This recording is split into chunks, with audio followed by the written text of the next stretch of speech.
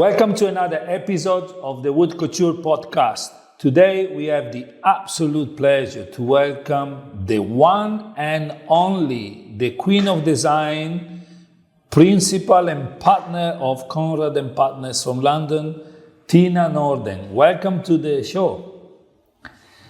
Thank you very much, Filippo. It's a pleasure to talk to you after that introduction. I'm almost blushing, so there you go. No, you deserve it. We need to give to Caesar what belongs to Caesar, and you definitely deserve the title of Queen of Design. Because in a sense, I love the title Queen of anything, so that's absolutely fine. I will take that. Right. So let's dive straight into the conversations, and we know each other for quite some time, and I know you are a superstar. But the people watching, they're very curious to know, at what point in life did you decide that interior architecture, interior design was for you? Well, it's an interesting question because my father was a landscape architect. So I kind of came into it from slightly sideways because I realized that actually my thumbs are not very green. So the landscape thing wasn't going to work out. So I decided to study architecture. And it was really only when I started working at Conran Partners, as it happens, in my year out as an architecture student, that I realized that I actually really enjoyed the insides of the buildings as much as I enjoy the outsides of the buildings, and the kind of opportunities and the creativity that it affords you to work in interior architecture. And so I kind of slowly moved into that direction after graduating. And I'm a qualified architect, but I've kind of moved more and more into the kind of interior architecture, interior design side of things. Wonderful. And I wanted to ask you, it was interesting, in London a week or so ago, where you described your close interaction with Sir Terence Conran and how functionality is important in design, particularly for hospitality. Now, the question I have for you is, is functionality quite often forgotten in the design industry? I think it can be, and it's in a way understandable because we're all driven by creating beautiful environments, Instagram moments, the wow factor, all of that kind of stuff. And at times it's very easy to fall by the wayside to actually think about how people interact with it. And that's not just staff members, but it's also just customers coming in, how they move through a space, wayfinding, all of those kind of things. And obviously, sometimes it's just a case that, we have a young team, people may have not been exposed to it so much. But it's just kind of sometimes sitting down and thinking about, okay, what is it actually like to be in that space that I'm designing? And how does it feel? How do I move through it? How do I sit down? How do I serve this? And I think sometimes that does get forgotten a little bit. Right. What was the best advice he always given you, Sir Conrad? I think the best advice has always been to kind of to keep going back to something. You design a space, you think about how it functions, how it operates, but it's always adding that kind of next layer to it. And I think a great example is always at the very end of a project, he would kind of turn up with pieces of artwork and styling and whatever it is, and kind of just add that layer of almost untouchable kind of stardust over a project that just makes it feel like something very unique and special and personal.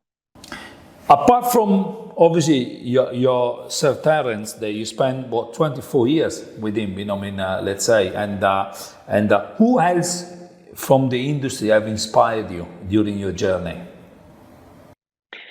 Well, there is a number of people that obviously have big names. I think it's always, I have to mention my tutors, which was David Adjay, who was hugely inspirational at the RCA. Zaha Hadid, who was an external tutor and one of the few women that I encountered during my studies, which, back in the day, and it's not that long ago, women are still not in the majority, shall we say, in architecture in particular.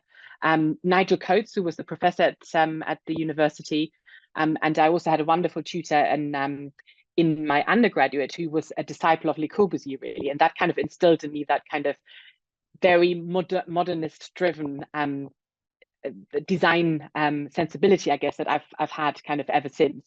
Form follows functions, and there's many other things to that, but that was kind of the starting point for everything. But when I started at Conran Partners, I was actually working together with a lady called Tina, funnily enough, Tina Ellis, who had been working with Terence for many years. and was an associate in the company at the time. And she was hugely inspiration to work with. And I think for two reasons. One was that she was a fount of knowledge when it came to design, thinking about detailing, thinking about spaces, but also she was one of those people who could let young creatives, young talent actually shine through and encourage you to get on with it, do your thing. And she was there to hold you if you needed it. And I think it's quite a difficult thing to do. And I know this now. It's difficult to let people just get on with things, but it's such an important thing to do when you're kind of mentoring and working with people, to give them the ability to develop their own creativity and their own career. You touch upon mentioning Zaha Hadid, if I understood correctly, a very hot topic, which is gender equality. And how do you think the design industry is doing on that subject in general? It's a very interesting question. I think it depends a little bit in what discipline you're in. I think it's fair to say, I don't know what the exact figures are now, but some years back at least, the percentage of female registered architects was very low. We're talking in 20% or something like that. I'm hoping it's more by now, but it is quite a low figure when you think about that in the overall context. I think when you look at other design disciplines, for example, interior design, the number of females is much higher, which is great to see. But I think it can be in the construction industry, it can be quite a tough environment at times, and not always conducive to particularly young women coming in. So I think we need to do whatever we can to encourage young women to come into the profession and to stand up for themselves and to deal with, there's sometimes a little bit macho culture that you can encounter, when you're on site, when you're dealing with some of the consultants and stuff like that, and I think that's the thing to encourage people and to break through a little bit. It's getting better. I think I see more and more female engineers coming through as well, which is great to see. Well, it's I would agree with you. I think it's getting better, and and that's probably why design is getting better, because more females are coming in. And we get more excited about that, And no, in the context of hot topics, and I was stunned and surprised, I would say, the previous interviewees of the Wood Couture Podcast and talking about sustainability, and a recent one said 9 out of 10 proposals we send out or briefings we receive, sustainability isn't there, or if it's there, is a bit of greenwash. So how is your experience about this topic in general? Yeah, it's a very good question, and we're definitely seeing it coming through in most of the RFPs that we're getting. Definitely in 100% of the RFPs or inquiries we're getting in architecture. So I think in architecture maybe there's slightly more consciousness of that, and I guess without sounding kind of flippant about it, but I think architecture buildings can probably do more towards it than maybe the interior finishes can. That's not kind of spurning the responsibility, but I think that there is a fact.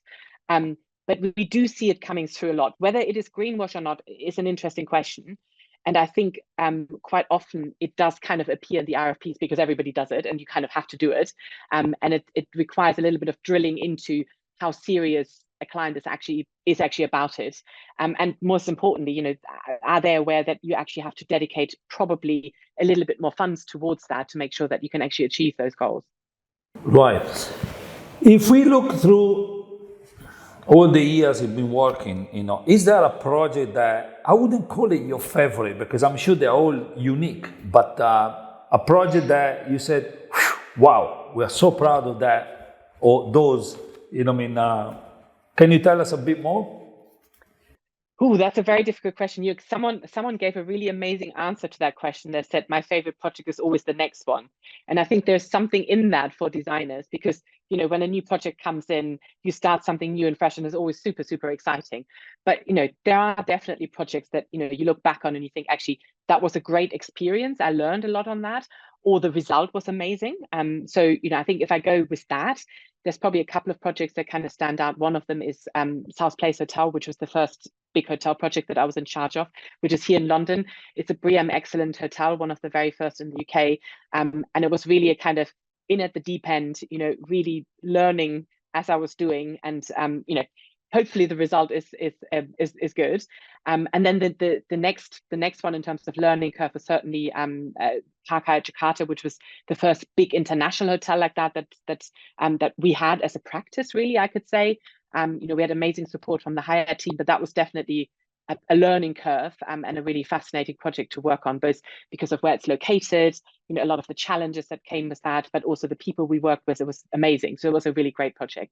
I probably, when I talk about my favorite project, I probably have to say Hotel Maximilian in Prague. That is a much smaller project, but I think it's a really, really beautiful end result. And I'm saying that because it was not just me doing that, it was a whole team in our studio who were involved with that. It was a really lovely client that we worked very, very closely together as a family operated business. And it was a real labor of love from everybody involved. And so that's certainly one that I have a lot of kind of emotional attachment to. Wow. But why was it so special? Because of the kind of the result of the design or the team involved? What was so special about that project?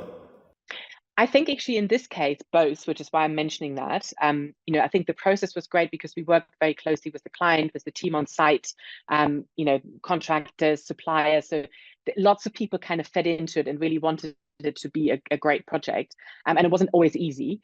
But also, I think the end result is really very beautiful. I think what has been achieved, and we didn't build this. There were some amazing contractors involved in it and some amazing people involved in it. But it is just, I think it's a very beautiful, very welcoming, playful, and very elegant result. In a recent conference, one of those where we always meet, and you weren't there at that time, somebody said on stage, the biggest enemy of the design community is Pinterest. What will be your views on that? I can completely see where that's coming from, because images is a really, really important part in what we do, because it allows us to communicate to our clients what we're thinking.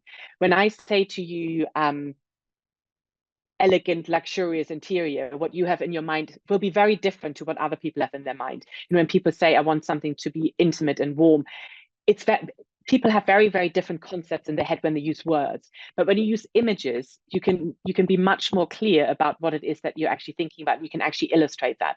And this is where Pinterest is amazing, because it's such a great source to actually find images. But where it's very dangerous is that, images trend and the same images turn up everywhere. And the problem with that can be that it's interpreted way too directly. So you end up with lots and lots of copycat projects, because that is already a project that someone's designed. So, if we're just doing the same thing again, we're just going to end up with the same over and over and over again, and it becomes very repetitive.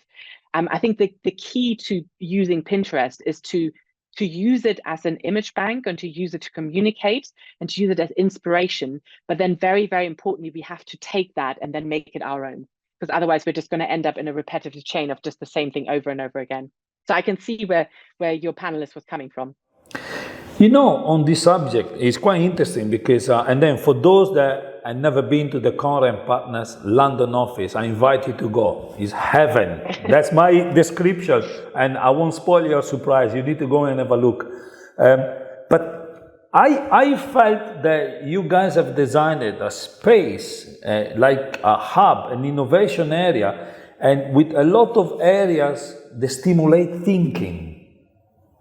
This is how I felt. In every room I went in your office, I was going in and my memory started going, Minisa, whether it's the sample room, whether it's where they do the prototype, the 3D printing or design, whatever, thinking.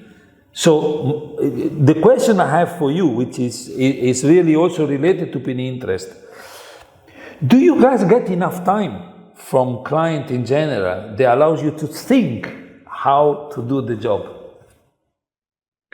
Well, it depends. Quite often, not really, I guess is the answer. I think programs have a lot of pressure on them these days. And, I completely understand that, time is money. We understand that, things have to happen quickly. But I think it would be good if sometimes clients can take a bit of a step back and think about the fact that actually, if you spend a bit more time up front, the end result will be better, will be more thought through.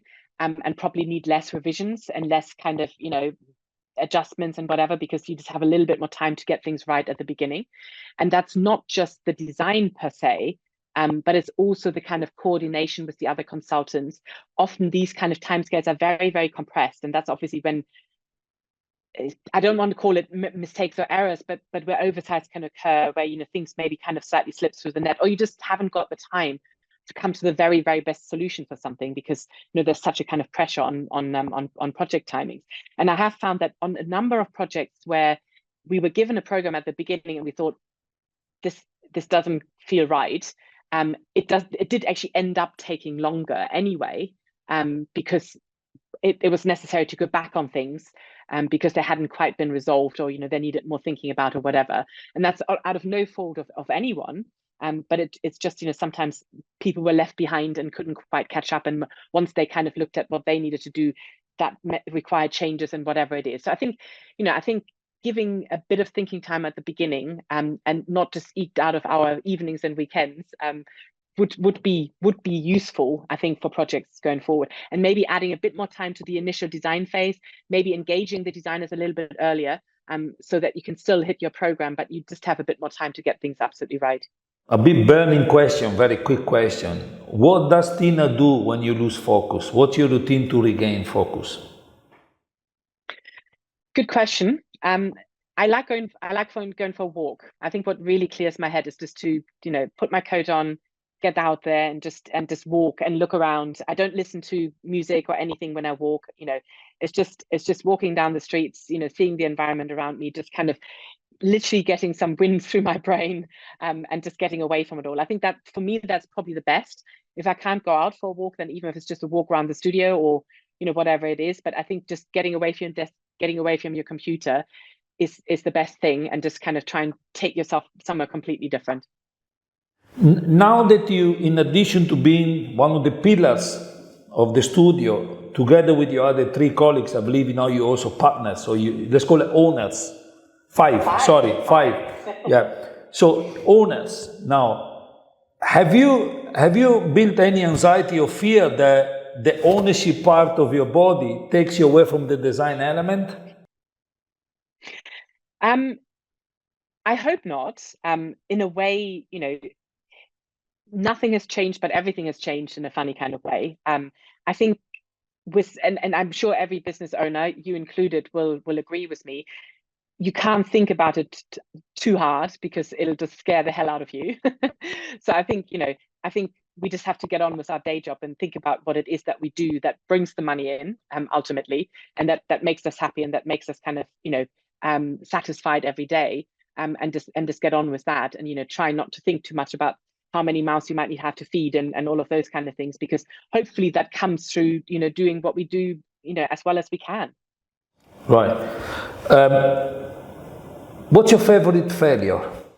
Well, I think it's quite useful to have failures, small failures, on a very regular basis. I'm not going to say daily basis, but I firmly believe that if we're too self-satisfied, it's not a good thing.